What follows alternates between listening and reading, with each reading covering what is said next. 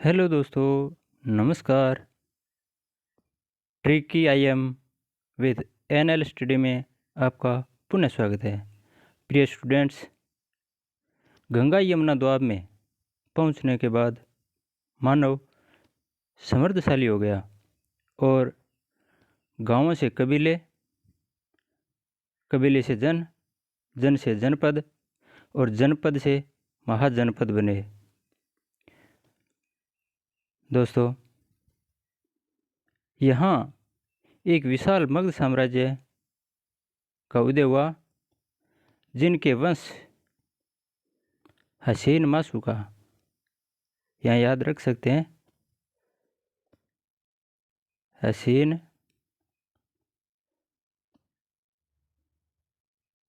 मासू का।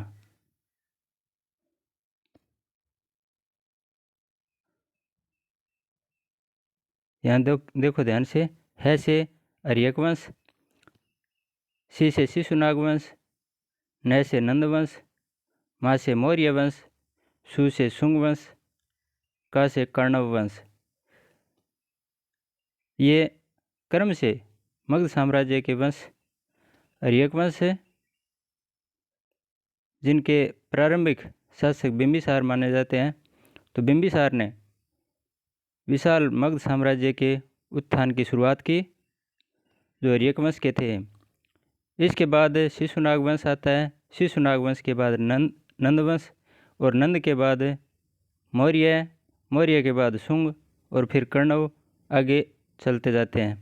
लेकिन यहाँ से प्रश्न बहुत बार पूछे गए हैं, तो ये क्रम याद रख लेना, हसीन मासू का। महाजनपद काल प्राचीन भारत का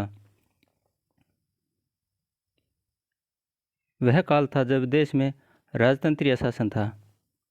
इस काल में भारत में कई हिस्सों को अलग अलग राज्यों में बांटा गया था, जिन्हें महाजनपद कहा जाता है। ये मैंने ये नक्शा दिखा रखा है। यहाँ ये जो लाल क्षेत्र है पूरा का पूरा हमारा प्यारा इंडिया, और इसमें गंगा यमुना दोआब के बीच, यहाँ सिंधु से आगे गंगा यमुना दोआब में मानव ने प्रवेश किया, और इस इलाके में ये महाजनपद काल बने थे। आगे और चर्चा करेंगे। महाजनपदों का काल 6ठी शताब्दी ईसा पूर्व से 4ठी शताब्दी ईसा पूर्व के बीच माना जाता है। और दोस्तों, यहाँ महाजनपद काल की कुछ खासियतें थी, उनके बारे में और चर्चा करते हैं। इस काल में राजतंत्र और गणतंत्र दोनों तरह के शासन थे। महाजनपदों में राजाओं के शासन के साथ साथ राजनीतिक गठबंधन भी हुआ करते थे। जैसा आज होता है उसी प्रकार से पहले भी होते थे। और इस काल में बड़े शहरों का विकास हुआ, बड़े बड़े शहर, क्योंकि मानव समृद्ध हो गया था। इस काल में लोहे का व्यापक इस्तेमाल होने लगा। 1000 ईसा पूर्व के लगभग लोहे का पता चल चुका था इंसान को, और अब यहाँ आते आते लोहे का व्यापक रूप से प्रयोग होने लगा। इस काल में राजाओं के शासन में कर शुल्क वसूलने की व्यवस्था थी, कर वसूलने की व्यवस्था शुरू हो चुकी थी। और इस काल में ग्रामीण प्रशासन ग्राम प्रधान के हाथों में था। सीधा प्रश्न पूछ लेते हैं कि ग्रामीण प्रशासन किन के हाथों में होता था, तो ग्राम प्रधान के। महाजनपदों के बारे में हम पढ़ चुके हैं, 16 महाजनपद हैं, आगे चर्चा भी करेंगे। मुख्य कौन से? मगध, कौशल, अंग, काशी, वज्जी, मल्ल, चेदी, वत्स, कुरु, पांचाल, ये मुख्य महाजनपद थे। वज्जी और मल्ल यहाँ गणतंत्रात्मक राज्य थे। वज्जी के अंडर में 8 गणतंत्रात्मक राज्य, और मल्ल के अंडर में 2, कुल 10 गणतंत्रात्मक राज्य भी होते थे। बाकी राजतंत्रात्मक थे, ये गणतंत्रात्मक। गणतंत्र और राजतंत्र क्या होता है, ये आप जानते ही होंगे, गणतंत्र गण जनता। आगे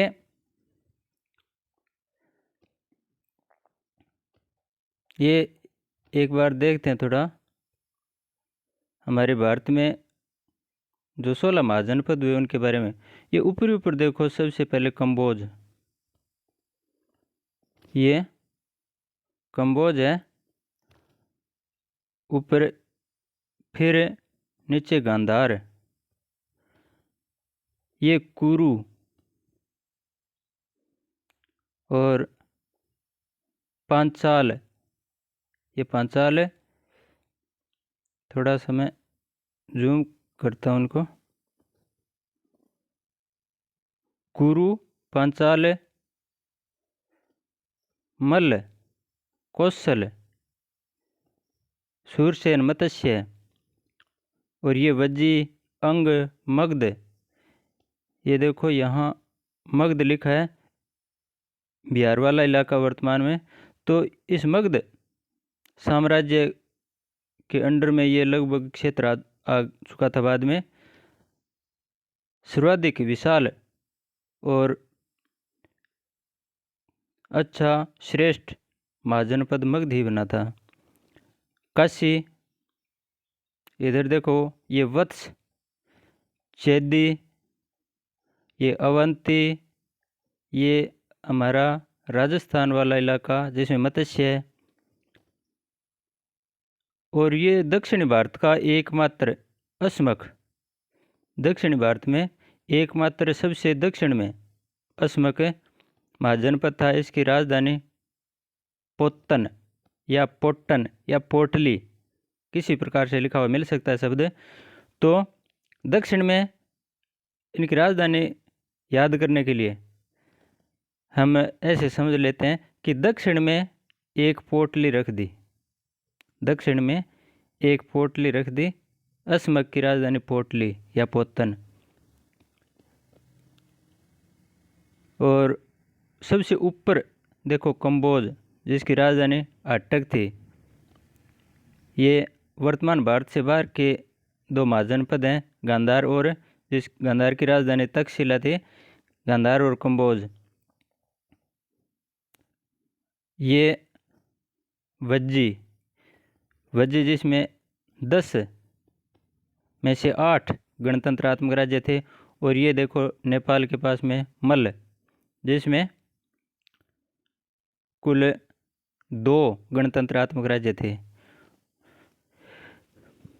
इस प्रकार ये अलग अलग 16 महाजनपद हैं। और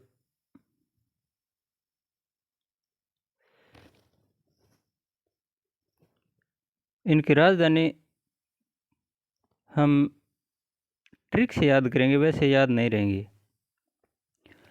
अंग महाजनपद था, उसकी राजधानी चंपा, चंपा के अंग। मगध गिरिवर्ज, मुख्य महाजनपद मगध था, जिसकी राजधानी गिरिवर्ज, जिसे राजगृह भी लिखा हुआ मिलता है। तो मग गिरा, मग गिरा, चंपा के अंग। काशी की राजधानी वाराणसी, आजकल बनारस वाला इलाका वाराणसी। तो काशी, काशी का वार, काशी का वार, तीनों की राजधानी अभी याद कर लेते हैं हम। चंपा के अंग, मग गिरा या मगध का राज, काशी का वार। और इसी प्रकार कौशल श्रावस्ती, जिसे हम अयोध्या भी कहते हैं, श्रावस्ती को। बुद्ध ने सबसे ज़्यादा वर्षा काल कहाँ बिताए थे?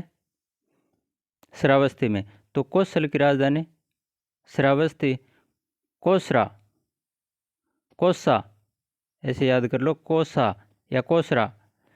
वज्जी की राजधानी वैशाली, यहाँ विदेह है और मिथिला ये लिखे, तो मुख्य राजधानी ऑप्शन में वैशाली आती है। वज्जी वैसे, वज्जी वैसे, विदेह मिथिला, मिथिला और विदेह शब्द बहुत कम मिलता है, याद रख लेना। वैशाली, वज्जी की राजधानी वैशाली आता है ज़्यादातर। मल्ल, कुशावती या कुशीनगर ऐसे भी बोलते हैं।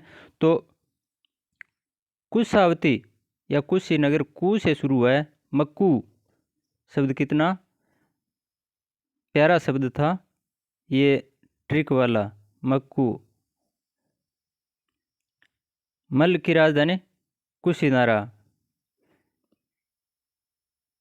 और चैदी, शक्तिमती या सुक्तिमती शब्द भी आता है ये। चेस, चेस।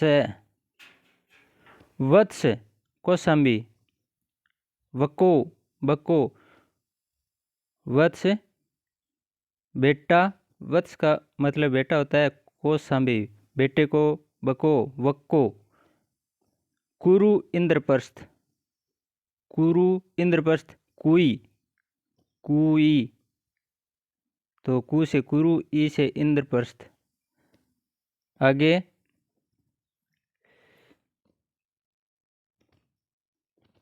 आगे देखो, शेरी। पांचाल, पांचाल के दो हिस्से थे, उत्तरी पांचाल और दक्षिणी पांचाल। उत्तरी पांचाल की राजधानी अहिछत्र, ये थोड़ा सा कटा हुआ है, अहिछत्र। और दक्षिणी पांचाल की राजधानी कांपिल्य। तो 5 छत्र, 5 छत्र और 5 कापी, 5 छत्र 5 कापी याद हो जाएगा। मत्स्य की राजधानी विराटनगर। 5 छत्र अर्थात अहिछत्र उत्तरी पांचाल की राजधानी, 5 कापी अर्थात कांपिल्य। विराट अर्थात बहुत बड़ी मत्स्य मछली, विराट मत्स्य, विराट मछली अर्थात मत्स्य की राजधानी विराटनगर। सूरसेन महाजनपद की राजधानी मथुरा, सूर का माथा, सूर का माथा। और असमख, अभी हमने चर्चा की सबसे दक्षिण में असमख, जिसकी राजधानी पोतन या पोटली, सबसे दक्षिण में पोटली रख दी। अवंती, उत्तरी अवंती और दक्षिणी अवंती, ये भी 2 हिस्से थे अवंती के। उत्तरी अवंती की राजधानी उज्जैनी और दक्षिणी अवंती की महिष्मती। अवंती, उज्जै, महिमा, याद रख लो। अवंती, उज्जै अर्थात ऊंजना, महिमा, अवंती महिमा ऊंजती है अर्थात उज्जैनी और महिष्मती।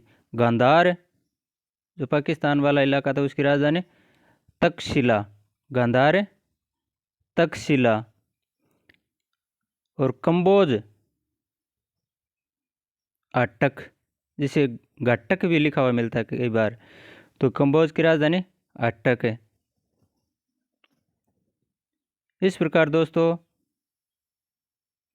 ये कुल 16 महाजनपद है और इनमें इनसे संबंधित जो प्रश्न पूछे जाते हैं वो इन्हीं के अंदर से पूछ लेते हैं।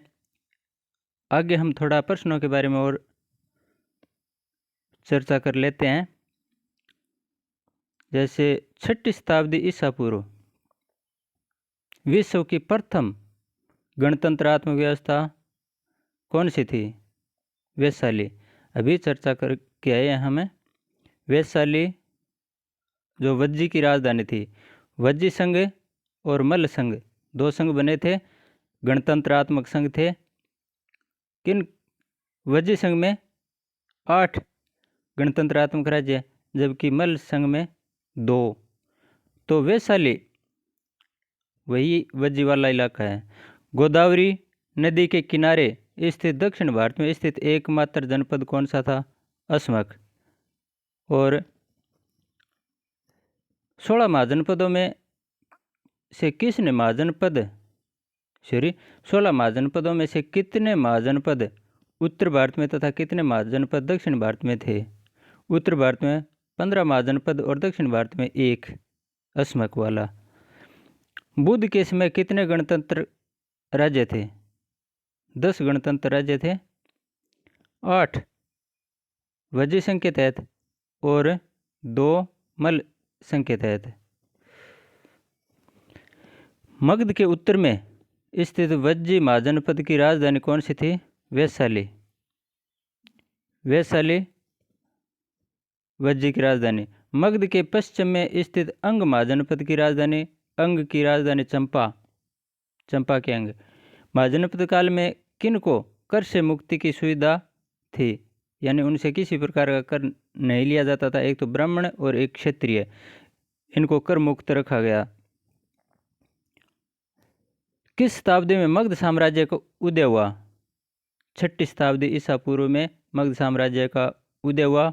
और पहला हर्यक वंश। हर्यक वंश की स्थापना बिंबिसार ने की। बिंबिसार को उसके बेटे अजातशत्रु ने मारा। हाथियों का इस्तेमाल। हाथियों का इस्तेमाल है गंगा यमुना दोआब उड़ीसा छत्तीसगढ़ बिहार, इस इलाके में कलिंग युद्ध भी हुआ था हाथियों के लिए। तो इस इलाके में हाथियों के इस्तेमाल होने लगे युद्ध में। तो पहली बार मगध साम्राज्य में इनका प्रयोग हुआ। किस महाजनपद के अंतर्गत बुद्ध और महावीर आते थे? बुद्ध और महावीर मगध साम्राज्य के अंतर्गत आते थे। मगध साम्राज्य का वास्तविक संस्थापक कौन था? बिंबिसार। जैन साहित्य में क्या कहा गया है बिंबिसार को? बिंबिसार को जैन साहित्य में श्रेणिक अर्थात श्रेणिक अथवा श्रोणिक ये कहा गया है बिंबिसार को। बिंबिसार ने किस पड़ोसी राज्य से लड़कर उसे मगध साम्राज्य में मिला लिया? अंग महाजनपद को अवध में मिला लिया। और बिंबिसार ने अंग का शासक किसे बनाया? अंग को जीत लिया और वहां अपने पुत्र अजातशत्रु को गवर्नर बना दिया। गिरिवर्ज मगध साम्राज्य की आरंभिक राजधानी थी। गिरिवर्ज मगगिरा या राजगृह। लेकिन लिच्छवियों की बढ़ती हुई शक्ति के कारण बिंबिसार ने उत्तर की ओर राजधानी कहाँ बनाई? गिरिवर्ज राजधानी थी और राजगृह। तो गिरिवर्ज से लिच्छवियों की तरफ हमलों से बचने के लिए राजगृह को राजधानी बनाया किसने? बिंबिसार ने। तो मगध साम्राज्य की राजधानी गिरिवर्ज भी लिखा हुआ मिल जाता है कई बार और राजगृह भी लिखा हुआ मिल जाता है, दोनों ही राजधानी रही है। बिंबिसार की हत्या कर कौन मगध का साम्राज्य बना? आज भी हम जानते हैं कुर्सी के लिए लोग कितने कितने लड़ाइयाँ लड़ते हैं। कुर्सी के लड़ाई में कितने लोगों की जानें चली गई हैं और कितने लोगों की जानें चली जाती हैं। ठीक इसी तरह की एक लड़ाई अजातशत्रु ने लड़ी थी कुर्सी के लिए। अपने पिता अर्थात बिंबिसार को मार दिया। कुणिक कहते हैं अजातशत्रु को। तो कुणिक ने अर्थात अजातशत्रु ने बिंबिसार की हत्या कर दी शासक बनने के लिए। लेकिन मालिक वो भी कोई ऐसा वैसा नहीं है। अजातशत्रु को दोस्तों आगे चलकर उसके बेटे ने मौत के घाट उतार दिया था कुर्सी के लिए। तो पिता को मारने वाला और पुत्र के द्वारा मारा गया, दोनों प्रकार से प्रश्न पूछ लेते हैं अजातशत्रु। पिता को मारने वाला अर्थात बिंबिसार को मार दिया और पुत्र द्वारा मारा गया अर्थात पुत्र उदयन ने अजातशत्रु को मार दिया। वज्जी संघ के साथ लड़ाई में अजातशत्रु ने किन दो प्रमुख हथियारों का उपयोग किया था? प्रमुख हथियार रथ मुसल और महाशिलाकंटक का प्रयोग किया था दोस्तों। ये रथ मुसल और महाशिलाकंटक हथियार थे। किस बौद्ध संगीति का आयोजन राजगृह की सप्तपर्णी गुफा में अजातशत्रु के शासनकाल में किया गया था? याद कीजिए शासक कौन था? जात अजातशत्रु। एके अजातशत्रु को शासक जात को कालाशोक, अजातशत्रु, कालाशोक, अशोक, कनिष्क। याद आ गई होंगे आपके बौद्ध संगीतियाँ। तो प्रथम बौद्ध संगीति के समय शासक कौन था? अजातशत्रु। और कहाँ? सप्तपर्णी गुफा में। बुद्ध की शिक्षाओं सुत्त पिटक तथा विनय पिटक का विभाजन किस बौद्ध संगीति में किया गया था? हम बहुत पहले पढ़ चुके हैं इनके बारे में। प्रथम बौद्ध संगीति में किस पुत्र ने अजातशत्रु की हत्या कर मगध का शासक बना? अभी हम चर्चा कर चुके हैं। उदयन ने अपने पिता अजातशत्रु की हत्या की थी और अजातशत्रु ने अपने पिता बिंबिसार की हत्या की थी। ये हर्यक वंश के ही थे। 460 ईसा पूर्व से 440 ईसा पूर्व के बीच उदयन का शासनकाल रहा है। किसने गंगा तथा सोन नदियों के संगम पर पाटलिपुत्र की स्थापना की? गिरिवर्ज पढ़ लिया राजधानी, और राजगृह पढ़ लिया। फिर तीसरा नाम आता है पाटलिपुत्र, जो लंबे समय तक मगध की राजधानी रहा। पाटलिपुत्र की स्थापना किसने की राजगृह की जगह? ये उदयन ही था। हालांकि अजातशत्रु ने पाटलिपुत्र के बारे में अच्छी तरह से जांच पड़ताल कर ली थी कि भविष्य में यहाँ राजधानी बनाएंगे, लेकिन वो बना नहीं पाया और वो राजधानी बनाई उदयन ने। बिंबिसार तथा अजातशत्रु बौद्ध धर्म के अनुयायी थे, मगर उदयन किस धर्म का अनुयायी था? जैन धर्म का। उदयन का पिता अजातशत्रु और उदयन का दादा बिंबिसार, ये दोनों किस धर्म के थे? बौद्ध धर्म के। अजातशत्रु ने प्रथम बौद्ध संगीति करवाई थी। उदयन बौद्ध का न होकर जैन धर्म का अनुयायी था। उदयन की माता का नाम जैन ग्रंथों में क्या मिलता है? पद्मावती। जाहिर सी बात है, जैन धर्म का था तो जैन ग्रंथों में इनका वर्णन मिलेगा। इनकी माता का नाम पद्मावती। हर्यक वंश का अंतिम शासक कौन था? नागदासक। हसीन मासू का हर्यक वंश है। शिशुनाग वंश। तो शिशुनाग वंश के शिशुनाग ने हर्यक वंश के अंतिम शासक नागदासक को मारकर मगध का साम्राज्य अपने हाथों में ले लिया था। और इसी क्रम में आगे शिशुनाग वंश का संस्थापक कौन था? शिशुनाग। शिशुनाग ने किसे अपनी राजधानी बनाया? वैशाली को। पाटलिपुत्र से अपनी राजधानी शिशुनाग कहाँ स्थानांतरित कर दी? वैशाली में। वैशाली जो वज्जी संघ की क्या हुआ करते थे? राजधानी हुआ करते थे। शिशुनाग की मृत्यु के बाद अगला शासक कौन बना? उसका पुत्र कालाशोक। और कालाशोक ने द्वितीय बौद्ध संगीति का आयोजन करवाया था। सॉरी, कालाशोक ने अपनी राजधानी वैशाली से कहाँ स्थानांतरित की? पाटलिपुत्र। शिशुनाग कहाँ ले गया पाटलिपुत्र से? वैशाली। और पुत्र कालाशोक वो पुनः वैशाली से पाटलिपुत्र ले आया राजधानी को। बौद्ध धर्म की द्वितीय संगीति कालाशोक के शासनकाल में कहाँ आयोजित की गई थी? वैशाली में। रवि पीके, रवि वैशाली, वो ट्रिक याद है ना? वैशाली। रवि रे से राजगृह, वी वैशाली। और सप्तपर्णी गुफा राजगृह में थी दोस्तों। पीछे प्रश्न में आया था सप्तपर्णी गुफा, तो वो राजगृह के अंदर ही ये गुफा थी, वहाँ आयोजन हुआ था।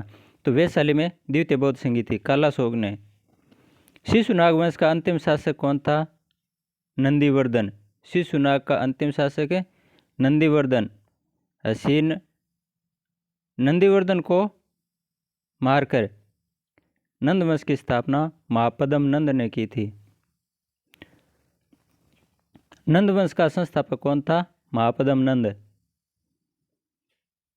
गणानंद, ये गणानंद लिखा हुआ मिलता है, गणानंद भी लिखा हुआ मिलता है। गणानंद के समय पश्चिमोत्तर भारत पर सिकंदर ने आक्रमण किया। ग्रीक लेखकों ने गणानंद को क्या कहा? ग्रीक अर्थात यूनानी लेखकों ने गणानंद को क्या नाम दिया था? अग्रमीज। और नंदवंश का अंतिम शासक कौन था? गणानंद ही था, जिसको चंद्रगुप्त मौर्य ने गद्दी से हटाकर मारकर मौर्य वंश की स्थापना की थी। गुरु चाणक्य की सहायता से 324 ईसा पूर्व के लगभग किसने गणनंद की हत्या कर मौर्य वंश की स्थापना की थी? चंद्रगुप्त मौर्य ने। इस प्रकार दोस्तों, प्रिय स्टूडेंट्स, हमने महाजनपद काल से संबंधित कुछ महत्वपूर्ण प्रश्नोत्तरी तथा व्याख्याएं समझी हैं। अगर वीडियो अच्छा लगे तो लाइक और शेयर ज़रूर करना। आगे हम मौर्य वंश के बारे में चर्चा करेंगे। अच्छा, धन्यवाद।